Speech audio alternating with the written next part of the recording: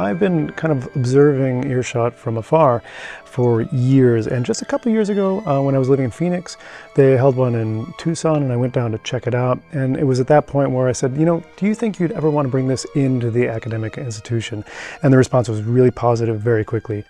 The Earshot program is fantastic. What it does is it gives young composers the chance to hear their orchestral music, because otherwise they might spend all of those months, sometimes years, on a piece and never hear it. It's a great opportunity to have a really good orchestra play your music and also have more seasoned composers there to kind of guide you.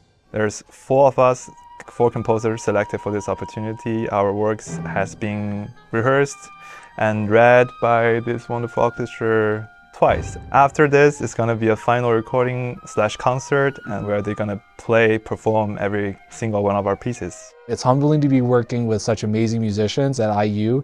Working with the student group for the first time, students take new music really seriously.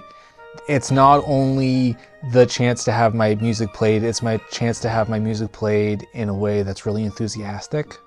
I wasn't expecting it to be this amazing. I felt like having so many master classes during these days with the guest composers, with Professor Jeff Mayer, the conductor, because all the feedback they've been giving is very meaningful, and I wasn't aware all that learning was part of this, so I'm super grateful with that also. You know, I think the word that really comes to mind is like advocacy, right? Because it's hard, it's tough being a composer. Like, we don't compose in a vacuum, right? We don't get to just sit in a room all day, write, and then magically a concert like this happens. Like, there are all these moving parts, and somebody has to say, hey, that's cool. Let's give this guy a shot.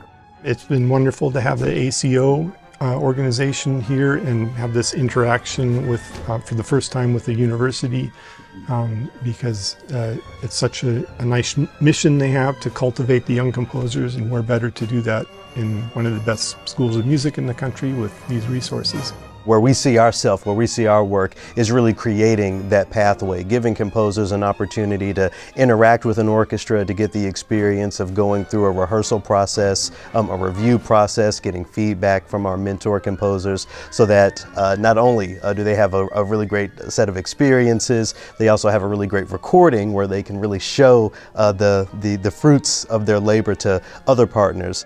The Jacobs School of Music is one of the premier institutions in the country and the world, and the level of music making here is extraordinary, as is the passion and the energy that every musician, every faculty member, everybody throughout the building that we've interacted with has shown from beginning to end of this experience.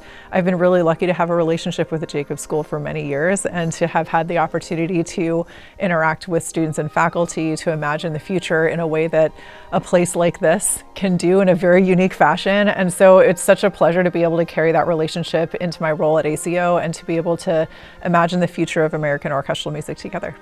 There will be somebody in this orchestra whose musical and artistic life will be changed by this experience. Absolutely.